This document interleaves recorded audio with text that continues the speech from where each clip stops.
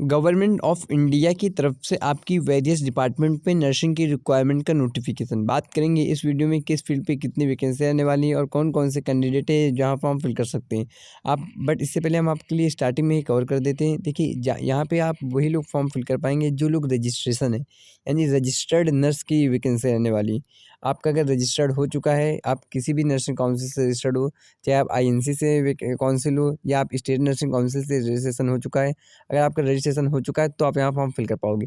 पूरी वैकेंसी की बात करेंगे इस वीडियो में। इसके एप्लीकेशन फॉर्म कब से स्टार्ट होंगे, कौन कौन से कैंडिडेट है यहाँ पे अप्लाई कर पाएंगे, एज लिमिट क्या रहने वाली है, एप्लीकेशन मोड क्या रहने वाला है, आपको यहाँ पे सैलरी कितनी मिलने वाली है, और लास्ट में आपको बता देंगे इसके एप्लीकेशन फॉर्म कब से स्टार्ट होंगे। वीडियो लास्ट तक देखना, लास्ट तक आपके सारे डाउट क्लियर हो जाएंगे इस वैकेंसी के रिगार्डिंग।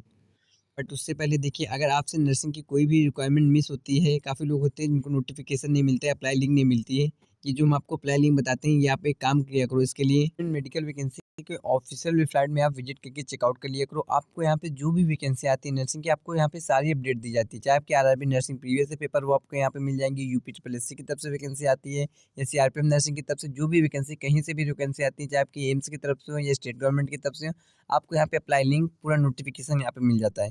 इसके लिए आप इस साइट विजिट कर लिया करो, आपको इसकी लिंक डिस्क्रिप्शन में दे देंगे। नर्सिंग की कहीं से भी कोई भी रिक्वायरमेंट आती है, सबसे पहले आपको इस वेबसाइट में मिलती है, आप यहाँ जाके एक बार विजिट कर लेना जाके। और अगर आपसे कोई भी रिक्वायरमेंट खासकर नर्सिंग की मिस आउट होती है, तो आप सिंपली चैनल को सब्सक्राइब कर लेना, क्योंकि चैनल को सब्सक्राइब करने से आने वाली कभी भी कोई भी अपडेट हम आपसे मिस नहीं होने देंगे। और जिनको अप्लाई लिंक या नोटिफिकेशन ना मिला करे, इसके लिए आप चैनल जाकर विजिट कर लिया करो, आपको सारी वैकेंसी मिल जाती है। और अगर कोई ज़्यादा प्रॉब्लम आए तो कमेंट कर देना, कमेंट सेक्शन के रिगार्डिंग आपको यहाँ पे सारे सोल्यूशन प्रोवाइड कर देंगे, सारे रिप्लाई कर देंगे। अब बात करें किस फील्ड पे कितनी वैकेंसी रहने वाली है, इसके एप्लीकेशन फॉर्म कब से स्टार्ट होंगे, में चेकआउट कर पाओगे। हमने आपको स्टार्टिंग बताया था, यहाँ पे आपकी वेरियस पोस्ट वैकेंसी यहाँ पे रहने वाली है। आपको हमने जैसे बताया था, यहाँ पे जो भी फॉर्म फिल कर पाएंगे, अगर आपने रजिस्ट्रेशन नर्स किया यानी एक रजिस्टर्ड नर्स है तो फॉर्म फिल कर पाएंगे। जिनका अभी तक रजिस्ट्रेशन नहीं हुआ है, जितनी जल्दी हो सके अपना रजिस्ट्रेशन कराइए, क्योंकि जब तक आपका रजिस्ट्रेशन नहीं होता है, आने वाली कभी भी किसी वैकेंसी में नहीं फॉर्म फिल कर पाओगे। तो जिन लोगों का अभी तक रजिस्ट्रेशन नहीं हुआ है, आप अपना रजिस्ट्रेशन कराइए, क्योंकि ये वाली वैकेंसी है और चाहे आती हैं जो भी वैकेंसी है, जब तक आपका रजिस्ट्रेशन नहीं होता फॉर्म कभी भी कहीं भी नहीं फिल कर पाओगे। हम इसलिए आपको बता दे रहे हैं कि काफ़ी लोग कमेंट करते हैं अभी तक हमारा भी रजिस्ट्रेशन नहीं आया है या हमने अप्लाई कर दिया अभी नंबर नहीं मिला। देखिए, जब तक आपके पास रजिस्ट्रेशन नंबर नहीं होगा तो फॉर्म नहीं अप्लाई कर पाते हैं, इसलिए जितनी जल्दी हो सके अपना रजिस्ट्रेशन कराइए। अब बात करें किस फील्ड पे कितनी वैकेंसी रहेंगी और कौन से कैंडिडेट यहाँ पे फॉर्म फिल कर पाएंगे, इसके लिए आप स्क्रीन में जरूर चेकआउट कर पाओगे। आपको यहाँ पे ऑर्गेनाइजेशन मिल जाएगी, यहाँ पे गवर्नमेंट ऑफ इंडिया की तरफ से वैकेंसी रहने वाली है, वेरियस डिपार्टमेंट पे रहने वाली है। पोस्ट की बात करें तो स्टाफ नर्सिंग की वैकेंसी दिखेगी, काफ़ी लोग नहीं जानते होंगे उनके लिए बता दें। देखिए, आपके यहाँ पे नर्सिंग की बात करें तो डिफरेंट फील्डों पे वैकेंसी आती है।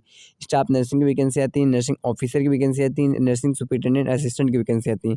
बट ये जो वैकेंसी रहेंगी आपकी स्टाफ नर्स की वैकेंसी होंगी, जो वेरियस डिपार्टमेंट आएंगी। और इसमें बात करें तो नंबर ऑफ वैकेंसी क्या रहने वाली, 5000 प्लस वैकेंसी रहने वाली। नंबर ऑफ पोस्ट की बात करें तो 5000 प्लस रहने वाली। कुछ वैकेंसी इसमें बढ़ भी सकती हैं या घट भी सकती हैं, बट अभी तक के अनुमान में 5000 प्लस वैकेंसी आने वाली हैं। बात करें सैलरी की तो यहाँ पे 35,000 से लेके 45,000 आपके यहाँ पे ग्रेड पे रहने वाला, यानी परमानेंट बेस पे वैकेंसी होगी। कोई यहाँ पे कोई संविदा पे नहीं होती, ये जो वैकेंसी आती है परमानेंट बेस पे होती है, क्योंकि government of India central government की वैकेंसी होती है ये सारी। तो इसमें आपकी जो सैलरी होती है सेंट्रल के हिसाब से डिसाइड होती है, और यहाँ पे जो आपकी सैलरी होती है और आपका यहाँ पे जो टीए डीए मिलता है वो सब अलग से मिलता है, क्योंकि ये गवर्नमेंट ऑफ इंडिया के अंदर आती है। क्वालिफिकेशन की बात करें तो यहाँ पे जेएनएम के कैंडिडेट, क्योंकि मोस्ट इंपॉर्टेंट होता है किसी भी वैकेंसी में एलिजिबिलिटी, कौन कौन से कैंडिडेट है जो यहाँ पे फॉर्म फिल कर पाते हैं, तो उनके लिए बता दें। देखिए, यहाँ पे अगर हमने एएनएम किया है, जेएनएम किया है या बीएससी नर्सिंग किया है तो फॉर्म फिल कर पाएंगे। यानी आपने अगर जेएनएम किया है तो भी फॉर्म फिल कर पाएंगे, अगर आपने बीएससी नर्सिंग किया है तो भी फॉर्म फिल कर पाएंगे। बट यहाँ बता दें तो एएनएम में आपका रजिस्ट्रेशन होना चाहिए, जेएनएम है तो भी आपका रजिस्ट्रेशन होना चाहिए, बीएससी नर्सिंग किया है तो भी रजिस्ट्रेशन होना चाहिए। बाकी हायर क्वालिफिकेशन एमएससी नर्सिंग है या आपने हायर क्वालिफिकेशन पोस्ट बेसिक है, तो वो लोग तो फॉर्म जरूर फिल कर सकते हैं। बट ये मिनिमम क्वालिफिकेशन है आपका एएनएम जेएनएम बीएससी नर्सिंग का। रिजर्वेशन की बात करें तो 5000 में आपका रिजर्वेशन होगा। कुछ सीटें आपकी एएनएम की रखी जाएंगी, कुछ सीटें आपकी जेएनएम की रखी जाएंगी, जिसमें जेएनएम बीएससी नर्सिंग के दोनों कैंडिडेट फॉर्म फिल कर पाएंगे। एएनएम के लिए अलग अलग रजिस्ट्रेशन होता है, आपका नर्सिंग का अलग से होता है। तो यहाँ पे जितने भी कैंडिडेट हैं जिनका रजिस्ट्रेशन हो चुका है, इस वाली वैकेंसी में आप लोग फॉर्म फिल कर पाएंगे। चलिए बात करें यहाँ पे एज लिमिट की, क्या एज लिमिट आने वाली है। एज लिमिट की बात करें तो यहाँ पे 21 से लेके 40 ईयर तक आपकी एज लिमिट आने वाली है, यानी एज लिमिट 21 ईयर से लेके 40 ईयर तक आपकी एज लिमिट आने वाली है। मिनिमम एज 21 होनी चाहिए और मैक्सिमम एज 40। अगर इससे ज़्यादा है तो फॉर्म नहीं फिल कर पाओगे। बाकी एज रिलैक्सेशन जो ओबीसी कैंडिडेट है उनके लिए अलग से दिया जाता है, इसके लिए हम आपको नीचे बता देंगे क्या एज रिलैक्सेशन इसमें दिया जाएगा। बट एप्लीकेशन फॉर्म की बात करें तो यहाँ पे online offline application form fill होंगे। कुछ वैकेंसी आएंगी जिसमें ऑनलाइन एप्लीकेशन फॉर्म होंगे और कुछ वैकेंसी होंगे जो आपके यहाँ पे ऑफलाइन वैकेंसी होंगी। जॉब लोकेशन की बात करें तो ऑल इंडिया के कैंडिडेट फॉर्म फिल कर पाएंगे। आपको यहाँ पे ये सेंट्रल की वैकेंसी है तो इसमें जॉब लोकेशन ऑल इंडिया में आपको सेंट्रल स्टेट के हिसाब से ही बांटा जाएगा। तो ये ऑल इंडिया के कैंडिडेट की वैकेंसी रहने वाली है।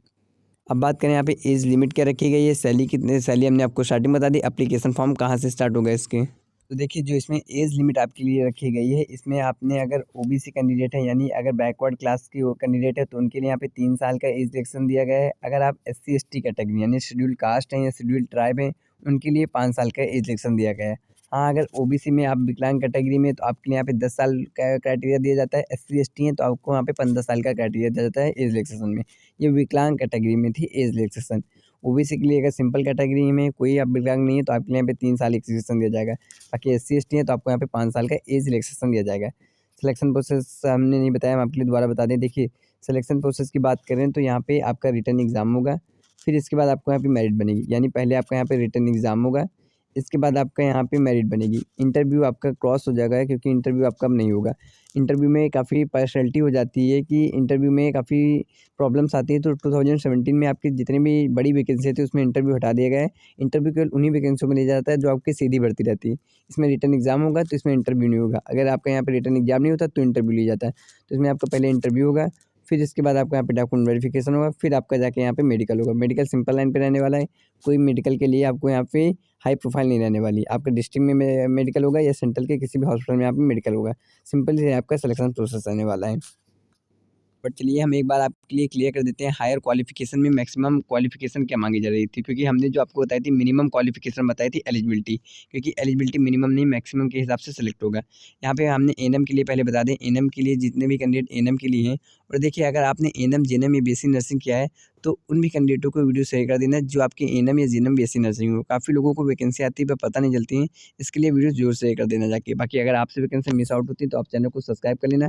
सब्सक्राइब करने के बाद एक बार जाके चैनल विजिट जरूर कर लेना है, क्योंकि आप जिस टाइम वीडियो देख रहे होगे उस टाइम काफ़ी टाइम नर्सिंग की वैकेंसी का एप्लीकेशन फॉर्म ऑलरेडी स्टार्ट होंगे। तो एक बार के जाके स्क्रीन में जरूर चेकआउट कर लेना जो भी एप्लीकेशन फॉर्म आपके स्टार्ट है। चलिए बात करते हैं यहाँ पे कौन कौन से कैंडिडेट हैं जो एएनएम के यहाँ पे एलिजिबिलिटी क्या रहने वाली।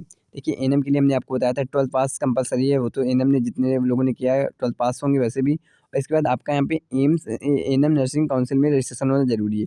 चाहे आपका यहाँ पे एएनएम में आप यहाँ क्लियर देखेंगे, एएनएम में आप यहाँ पे इंडियन नर्सिंग काउंसिल या स्टेट नर्सिंग काउंसिल से आप यहाँ पे एफिलिएटेड इंस्टीट्यूट से आप यहाँ पे रजिस्ट्रेशन होना जरूरी है।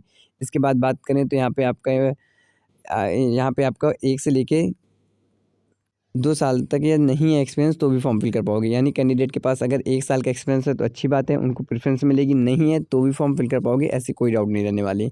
तो सिंपली क्वालिफिकेशन थी ऐसा एएनएम के लिए। अब बात करें तो जेएनएम के लिए यानी जनरल नर्सिंग मिडवाइफरी के लिए जो यहाँ पे रहने वाली है क्वालिफिकेशन, तो सिंपली आपका यहाँ पे एक रजिस्ट्रेशन होना कंपलसरी है। ये आपके जेएनएम की क्वालिफिकेशन हम बता रहे हैं। तो यहाँ पे आपका स्टेट नर्सिंग काउंसिल या आपका गवर्नमेंट नर्सिंग काउंसिल से रजिस्ट्रेशन होना जरूरी है। यानी आप state nursing council, Indian nursing council कहीं से भी आपका, और यहाँ पे अगर आप एमएनसी से हैं मिलिट्री नर्सिंग काउंसिल से भी रजिस्टर हैं तो भी फॉर्म फिल कर पाएंगे। यानी आप किसी भी नर्सिंग काउंसिल से रजिस्टर होना चाहिए, चाहे आपका इंडियन नर्सिंग काउंसिल हो, स्टेट नर्सिंग काउंसिल हो या मिलिट्री नर्सिंग काउंसिल है, सीधा रजिस्टर फॉर्म फिल कर सकते हो। एक्सपीरियंस की बात करें तो फ्रेशर कैंडिडेट भी फॉर्म फिल कर पाएंगे। अगर आपके पास 50 बेड का एक्सपीरियंस है 2 साल का तो आपको यहाँ पर प्रेफरेंस मिलेगी। ये सिंपली आपकी जेएनएम की एलिजिबिलिटी क्राइटेरिया था। चलिए अब बात करते हैं यहाँ पे बीएससी नर्सिंग की क्या एलिजिबिलिटी क्राइटेरिया रखा गया है। तो बीएससी नर्सिंग की बात करें तो यहाँ पे बीएससी नर्सिंग के लिए रखा गया है आपका यहाँ पे रिकॉग्नाइज बोर्ड से आपका आईएनसी से रजिस्ट्रेशन होना जरूरी है। इसके बाद अगर आप स्टेट नर्सिंग काउंसिल से हैं तो भी फॉर्म फिल कर पाएंगे। बट यहाँ पे बीएससी नर्सिंग वालों के लिए खास रखा गया है, अगर इनके पास एक्सपीरियंस नहीं होता है तो भी फॉर्म फिल कर पाते हैं, बट जेएनएम वालों के लिए एक्सपीरियंस जरूरी होता ही है। तो सिंपली आपका एलिजिबिलिटी क्राइटेरिया थी। इसके बाद कहें तो एप्लीकेशन फॉर्म आपको 2025 में जल्द से जल्द ही इसके एप्लीकेशन फॉर्म मिलेंगे, क्योंकि इसका फुल नोटिफिकेशन आ चुका है एडवर्टाइजमेंट, और आपको यहाँ पे फुल एडवर्टाइजमेंट आ चुका है। और जो भी कोई एडवर्टाइजमेंट आता है उसके 2 या 3 महीने बाद उसका फुल नोटिफिकेशन आता है। एक बात याद रखना, 2 या 3 महीने पहले आपका उसका एप्लीकेशन फॉर्म आते हैं, एडवर्टाइजमेंट आता है, इसके बाद आपका फुल नोटिफिकेशन आता है, उसी टाइम आपको अप्लाई लिंक बता दी जाती है। तो इसकी वैकेंसी आपको जल्दी की मिलेंगी। गवर्नमेंट ऑफ इंडिया की सेंट्रल की वैकेंसी है। इसमें आप यहाँ पे एप्लीकेशन फॉर्म जो आएंगे स्टार्ट होंगे तो हम आपको ज़रूर बताएंगे।